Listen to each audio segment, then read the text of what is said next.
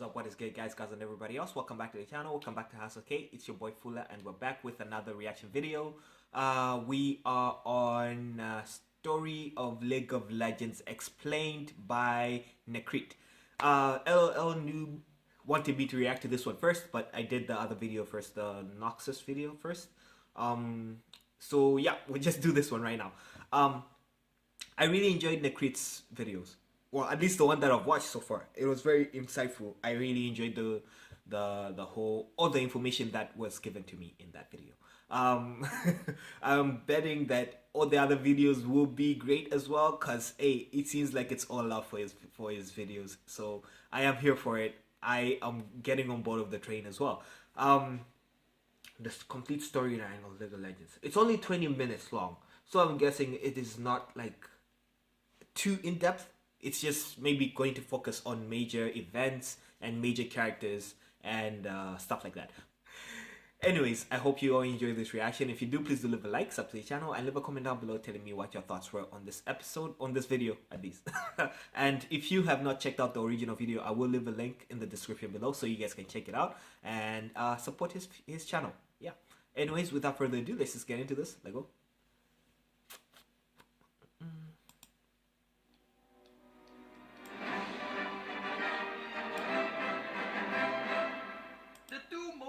Questions I get asked are, is the lore of League of Legends good? To which I say that we have a lore channel with over 500 videos now. I wouldn't be doing this if I didn't like the story. And I want to read the story is fucking amazing. Where to start. And that is a very hard question to answer. Because quite frankly, you can start anywhere you want.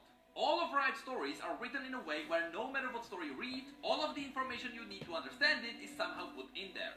For example, if you are interested in Ionia, you can read about any champion in any order you want. But some characters talk about certain events more than others.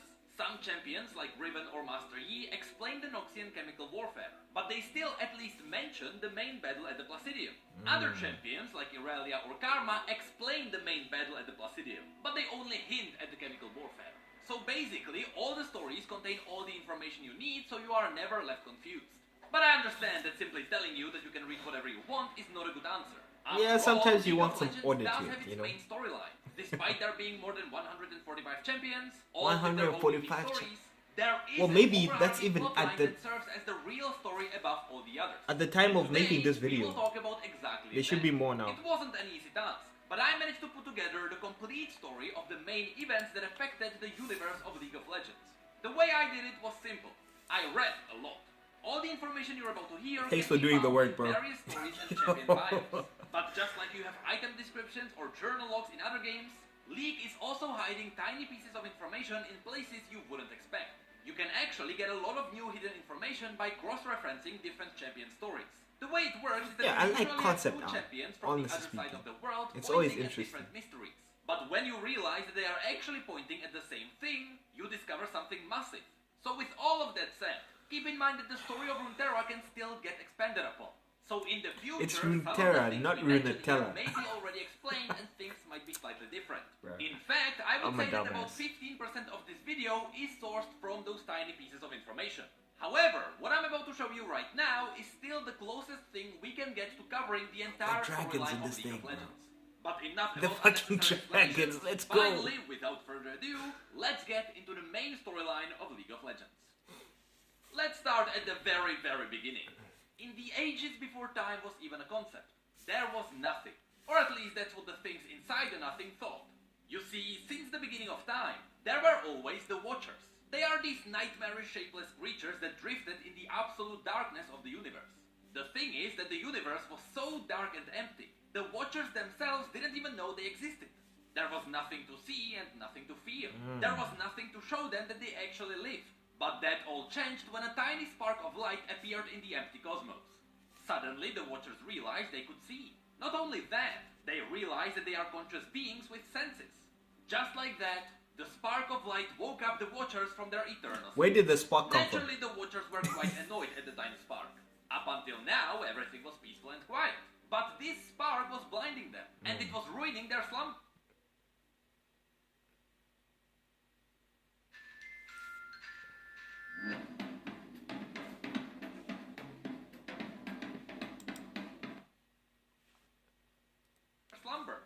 they drifted closer to inspect the light, the Watchers found out that the tiny spark was in fact a window into reality. Oh. Inside the reality, dragons of twilight, cosmic beings, and even death itself came to be, and they roamed around the empty space. Some, like Aurelian Sol, spread light around. They left little pieces of themselves behind, which created stars. And with a little help from cosmic dust, planets formed around these stars.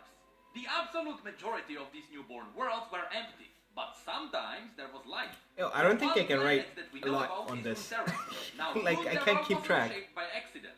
The Celestials created this world with the use of the world runes, hence the name Runeterra. Oh, But while that was okay. happening, the Watchers observed it all from afar. It didn't take long before the celestial beings became aware of them. They knew that something was overlooking their realm, and they knew it was more powerful than anything in their reality. Now, don't take this information for granted. Technically, it should be considered a theory, but it is believed that the Celestials created Runeterra to host an army of powerful beings that would defend reality against the Watchers. This Okay. was never directly confirmed, but as you'll see from the rest of the story, that is highly likely what happened here. Anyway, the planet I mean, the was Watchers created got and the Celestials slumber were paying close disrupted, attention to so its development. you This can is likely understand. the time when Ornn, Anivia, Volibear, and the Seal Sister appeared on Runeterra. It is theorized that the Celestials put them there to terraform the planet. The only thing that we get confirmed Are is they that according to his wolves? legend, Bears? Ornn did actually shape the mountains of Freljord. However, after a mysterious disaster, the world runes that created this world were lost and scattered across the same planet. This is likely the reason why Runeterra is a magical world full of spirits. It is likely because the world runes slowly radiated magic into the surrounding lands. Okay, that's pretty Millennia interesting. passed and life started blooming on Runeterra. First, it was Yordles, Animus, and the Vastaya Shirei who started appearing on the ocean floor. But Yordles were the humans later first. joined them when they started covering the surface. This was very important to the Celestials. As mortals began emerging, the Celestials started fiddling with their lives. In fact, according to the Celestials, they had some kind of grand design for the mortals. The story specifically avoids telling us what the design was, but at least we know that living beings had a purpose. The evolution of life wasn't an accident. To strengthen the relationship between the Celestials and the mortals of Runeterra, the Celestials did two things. First, they created star constellations. These were images that served as messages to guide mortals to their intended purpose. Okay. It was an easy way to communicate with them. And second, the Celestials created Mount Targon. An interesting fact is that the mountain was literally ripped from the ground. It is as if someone pinched the earth and pulled it up. That's Oh, why that's it is pretty much steeper cool. than any other mountain. That is also, you cool. may notice that a lot of the mountain surface is covered in ice. Partially, it is because it is really cold up there. But it's also because as the mountain was being pulled up, it was also dragging lakes and rivers with it. So a lot of the ice is vertically frozen lakes stuck to the mountain. Damn. In the end, Mount Targon was a pretty successful invention. It served as a beacon of godly light and magic that attracted beings from all over the world. The more advanced mortals even formed their own civilization around its peak, which gave them a deeper connection with the celestial realm. And after some time, few of the most trusted individuals were elevated by the Celestials, specifically by the celestial aspects, creating the very first ascended beings. But the Celestials weren't the only ones who were strengthening their control over the life on Runeterra. The Watchers were doing the same. They were carefully poking holes into reality, gathering any information about what the reality is, and more specifically, how can they get rid of it. The Celestials noticed these holes in I reality just that wanna we go know back as into being the void dark. and they quickly moved to the next stage of controlling Runeterra. Now it was about this time when Aurelian Sol flew by and he noticed how much the life on Runeterra bloomed. And when he got closer, he noticed that all the tiny mortals looked up at him, and they worshipped him. Now this Aurelian didn't mind at all, and he often came back to visit Runeterra between his journeys into the dark. At one point, the mortal community up on the mountain, who were now known as the Targonians, offered Aurelian Sol a crown. Aurelian of course appreciated the gesture of gratitude, and he happily put it on. But as he did that, he willingly chained himself to the planet, because the crown bound Aurelian to the will of the ascended Targonians. Damn. Aurelian Sol was now enslaved. We don't really know if it was just the Targonians who did this on their own, or if it was a plan of the celestial beings to enslave Aurelian Sol. But either way, the reason why Aurelian Sol was enslaved was because he was powerful enough to seal the Void Rift. He was an effective weapon against the Grand Enemy. Aurelian had a massive ego and he couldn't care less about the lives of mortals. So that's why he had to be forced to properly help the reality.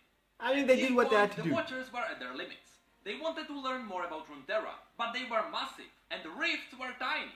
The Watchers simply couldn't fit through. But it didn't take them too long to figure out that all they needed to do was to reach a mortal being and control it. If they corrupted something and sent it out, they could use it as a spy. So the way the Watchers gathered more information more effectively was by sending out horribly morphed beings to devour other beings and gather their information. The reason why information is so important to the Watchers is because they could easily use it as a weapon against Runeterra. The more they learn about how Information is living beings power. are constructed and what living beings are the strongest, the more powerful void-born creatures they can create and release through the rifts. But the Watchers realize that deconstructing and recreating beings is not the only way to win this war. Up in Freljord, they were playing a different game. They managed to slowly corrupt the mind of an individual that almost doomed the entire planet. Of course, we're talking about Lysandra. Lysandra was one of the three sisters that ruled Freljord, the second most powerful region at that time, right after Targon. The three sisters were Lysandra, Sorilda, and Avarosa, and all of them were drawn to celestial magic. Sorilda wanted to command the celestial heavens, but for her arrogance, she lost her voice to the first twilight. Avarosa witnessed the twisting dark overlooking the world, and she was deafened by its complete emptiness. And Lysandra disrespected the wild magic of Runeterra, and as her punishment she was blinded by Volibear. Damn. Together, one blind, one deaf, and one mute, Yeah. the three sisters ruled Freljord. Since she was blind, Lysandra had to rely on her hearing and delving into dreams. This meant that over time her hearing was so good she could hear what others could not, voices that echoed through the fabric of reality. Unfortunately, what she didn't know is that it was the Watchers who slowly corrupted her. Years passed and Lysandra now fully trusted the Watchers.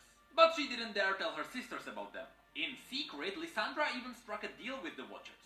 The Watchers would give her people near immortality. This power of immortality is what created the Iceborn, who are basically Freljordians touched by the power of the Void.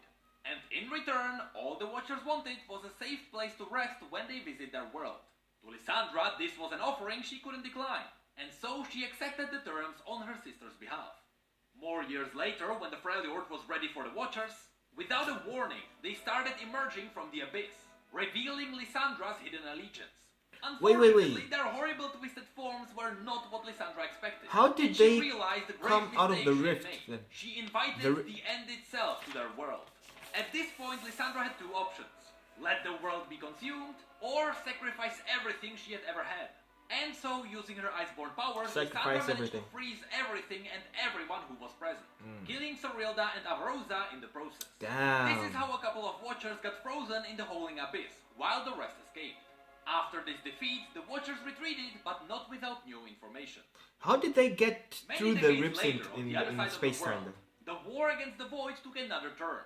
Even though Targon had Aurelian Soul under their control, and they dealt with all the easily accessible rifts, sometimes they had to deal with smaller tears in reality that couldn't be accessed by a massive celestial dragon.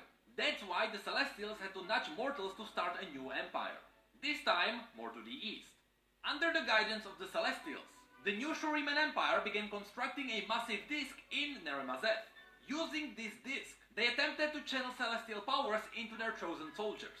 But the experiment failed and the disk was destroyed. Later, they made another attempt Well, at least they to tried. the east. This time they constructed a much bigger sun disk that would create super soldiers capable of fighting back Oh, the that foe. is massive. These soldiers would get many different names. Gold Warriors, Golden Warriors, Sunborn, but we know them as Shuriman Ascended. Here we need to Shuriman mention Ascended. three very important individuals that play a big role in this war. Azir became the greatest leader of the Empire and the Grand Leader of the Ascended. He was loved by pretty much everyone, but keep in mind that he was still a human. He became Ascended much later. Nasus became the wisest of the Ascended. His knowledge of war tactics would become irreplaceable. And the third important character is Setaka. She became the war commander of the Ascended host, and she was the deadliest of all the Ascended. As the Empire was growing and the number of their god warriors was expanding, other nations became suppressed. And some even feared the unstoppable army of Shurima. Yeah? One such nation was the kingdom of Ikathia. Their leader, the infamous Mage King, had enough of cowering before their might, so he went to war against Azir. Now the Mage King knew his small kingdom of mages would not stand a chance against the Ascended. So he called upon a power greater than what the Sun Disk could offer. He called upon the Void. During the battle for Who is the Ikathia, Void a now? massive void rift consumed the kingdom, and after hundreds of years of observing, the Watchers had another chance to silence all reality. Using their previously gathered knowledge, The Watchers corrupted everything they touched, and they created new Voidborn abomination the world had never seen. This was a war on a scale nobody expected.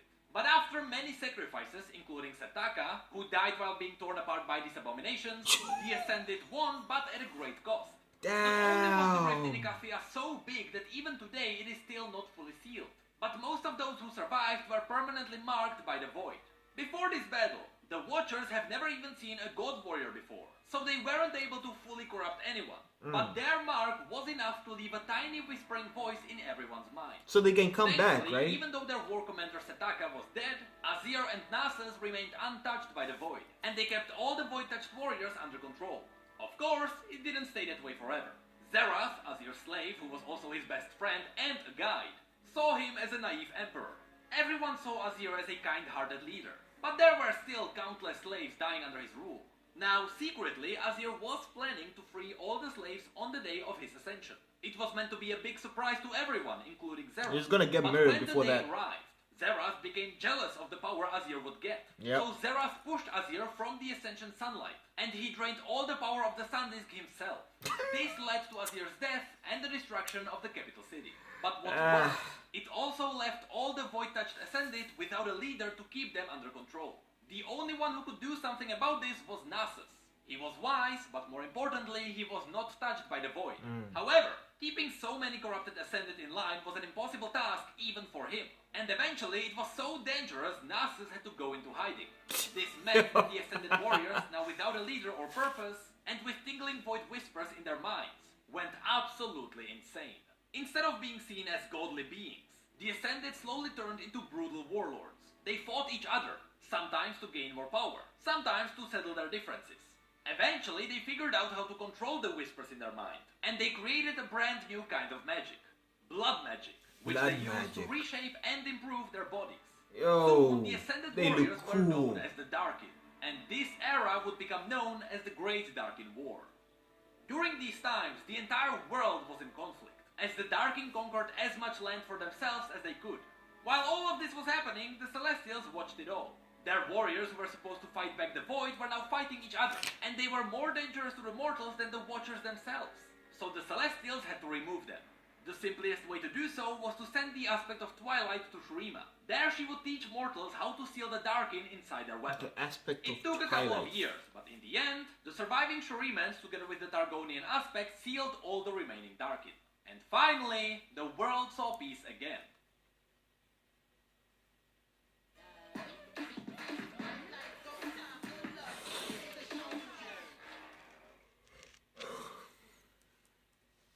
For a while, anyway. If we look back at what just happened, this entire Shuriman experiment was a massive loss for the Celestials. Yeah. They wanted to have an army to fight the Void, but instead they ended up with the biggest Void rift they have ever seen. So the Celestials needed an entirely new plan. But before they fucked up. Mortals took their fate into their own hands, possibly in the worst way imaginable. You see, now that the Darkin were gone and the world was left in utter ruins, even the simplest man could become a king by simply scavenging whatever he could. And that's exactly what came next. The Age of Men. The first to step up was Mordekaiser. He was a brutal warlord king who easily swept across Valoran and conquered the entire continent. Only when the rest of the world united against him was his dark reign ended. Fast forward a couple of years and the world was simply at war again. But this war was unlike any other. The world is always a war, bro. When humans are involved. At the beginning of the story. Well, mortals began uncovering them. Random mages around the world held stones with the power to create So this is the mage wars. Damn. To holding a nuke. This sounds scary, but everything was fine as long as people were just threatening to fire the nukes. But once the first nuke was fired, the second followed, and then the third, yeah. and the fourth. Mutually assured destruction then. then. To come up with a new plan, mortals literally set the world on fire. This conflict became known as the Rune War. The Rune Wars, Celestials man. slowed down some of the conflicts. Usually this was done with the help of the Targonian aspects, or with the help of Bard. Bard is a Celestial who specifically comes down on Runeterra to take powerful magical items away from mortals, just so they wouldn't use them in another war. The last time we saw Bard was during the battle for Bard Mountain, in Ionia, where he took away this magical egg. Later Celestials even tried to create more constellations to show people more messages. But at this point, mortal minds were too primitive, and they usually thought it was signs of doom. but sometimes even mortals They help. devolved, On fam. the Blessed Isles, there was a cult of mages dedicated to collecting the world runes. They did it to hide them away from other mortals. But even that didn't help. In the end, during this era, the most powerful nations were wiped out. In the east, only Noxus remained, after they wiped out their neighbors.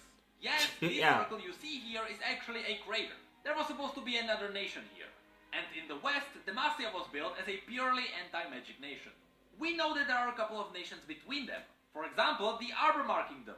But we don't know much else. This is where the modern lore of League of Legends begins. So if we have a look at the world right now, the Watchers are constantly looking for a way to invade Runeterra because they are annoyed by its existence. The north is hiding a massive void rift frozen beneath the holding abyss. The south has a massive void rift still open there, not big enough to fit a Watcher through, Still but big there, enough though. to spawn a void army. The western and eastern Valorant is at war, the entire Shuriman continent is mostly in ruins, and the Blessed Isles blew up. Only Ionia is somewhat decently holding it together, Yo. but Noxus had to screw them up too. Remember when I mentioned that the Celestials had mortals as a part of a bigger design? Again, the Celestials likely created mortal beings to use them all as soldiers in this galactic war. Well, whatever purpose mortals were supposed to have, it is far beyond the Celestial control now. So now, you may be wondering, what happens next? Well, the main story can go a number of ways. We can learn more about the world runes through the vault in Demacia. Or maybe the Watchers will try to get through the rift in the north. Or the Darkin will try to make a comeback and the Celestials will have to deal with them again. Riot created a playground where they can do a lot of different things. Just remember, it really doesn't matter where you begin to read. Every champion and every story makes sense on its own, so you can't get lost. If you ask me, start with the stories found on Silas's page. He's a great champion for entering the new lore. He will get you right into the newest conflict. And right after that, maybe have a look at Udyr. I think he will surprise you too. But no matter what you decide to do, just have fun and go for whatever you are interested in. The days of bad lore are gone, and I think you'll be pleasantly surprised. Hey, did you know that we have social media and Twitch where we talk about other League facts and stories? And did you know that we have need mugs and shirts too? Yeah. That was good. that was a good speed run through the lore of LOL, basically speaking, of the lore of Runeterra. Yeah, I was saying Runeterra all this time, fam, and you didn't even try to fucking correct me or nothing. Come on, fam. Yo, but yeah, every time human beings are involved, you know the world's gonna get fucked. You know it. You just like basically the rest of the world is screwed. Only like Ionia is kinda holding it together. But Noxus is just there, you know, screwing shit over as well, fam. Damn. Hey, but they have to survive too. The Watchers are interesting characters. They just wanna go back to, you know, they just wanna go back to having their peace, fam. Where the hell did this light come from? Like, you guys know how annoying it is for you to be like in your room, in a nice dark room, sleeping. Next thing you know, some dude switches on the light. Like, come on, bro, what the hell? Come on. That's exactly how they feel, man. They're like, bro, we just want to go back to a peace, man. Just let us go back to peace. I mean, it means that you guys are all gonna get wiped out, but hey, we were here first. They're interesting. The Aurelian Soul, right? That's the name of the dragon thingy, right? Is it the celestial dragon? The one who got captured. This dude, he got captured by giving him a crown, which basically enslaved him to holding the rift. So, okay, they basically enslaved him because he was powerful enough to seal the rift that was there, or at least to hold it closed for as long as possible, right? My question is, if you can create a crown powerful enough to enslave the person who can hold the rift together, can't you just create something that can hold the rift together? I mean, it seems as if you guys have the power to do that, right? Like, come on, bro. I'm just saying. I mean, I understand this for the story. I do. It's just something that came to my mind. Like, there was no need for this, bro. Unless there is a specific reason as to why you guys could not do it, but you could control somebody else who could do it. You know, the Yodos were the first ones to come to into existence, I guess, on Earth or on Runeterra or on Runeterra, um, which is pretty cool, and they basically live forever. Is it? Is it because they were the first? Because they they have been absorbing this magical energy for so long that they are simply magical beings that basically live forever. Possibility, possibility. Um, yo, the whole story about the mountain that was just pulled from the ground, that was cool. That was fucking amazing. I don't think I've ever thought of that, and I don't think there's been a story uh, about a mountain being created that way. I mean, like no slow. There's like being created from like bones and stuff like that. Cool, but man, they basically just picked up like they just pinched the earth, fam. Come on, that's pretty cool. That's pretty cool. And they took rivers with it as well. So there's like frozen rivers up there, bruh. Fucking amazing, man. The I won't even try to pronounce this. The three sisters thing was pretty interesting. The one who was deaf, one who was mute, one who was blind. I think I've seen that concept before somewhere. I'm not sure where it was. I'm not sure where it was. It was in one of these movies though. Still pretty interesting, and the fact that the sister who basically caused the rift to open, or at least who caused the watchers to be able to come out through that rift, she had to sacrifice everything, including her sisters and I guess the rest of her kind, to freeze that rift and to at least free some of the other watchers, though some also did escape. My question is, oh, so, okay, no. So there are different sized rifts out there, right? But I'm guessing only that one was big enough for them to be able to come through. Because the others, I said, one of them is big enough for the armies to spawn there, and the other one is not big enough. It's pretty small. So, pretty interesting. Pretty interesting. Otherwise, fam, like I really did enjoy this. Like, though there was a lot of characters and a lot of stories that I could not keep track of everything. So the only way that I will be able to keep track of all of these is by actually going into specific lore of all of them. Yeah, we didn't really get into the characters of the current or modern storyline, the Noxians, the Damasians, etc, etc. We just got them mentioned, just broadly speaking, which is what I was expecting in this video anyways. I did not expect it to go into too much detail, but yeah, I enjoyed this a lot. If you enjoyed this reaction, please do leave a like, sub to the channel, and leave a comment down below telling me what your thoughts were on this video. And yeah, later.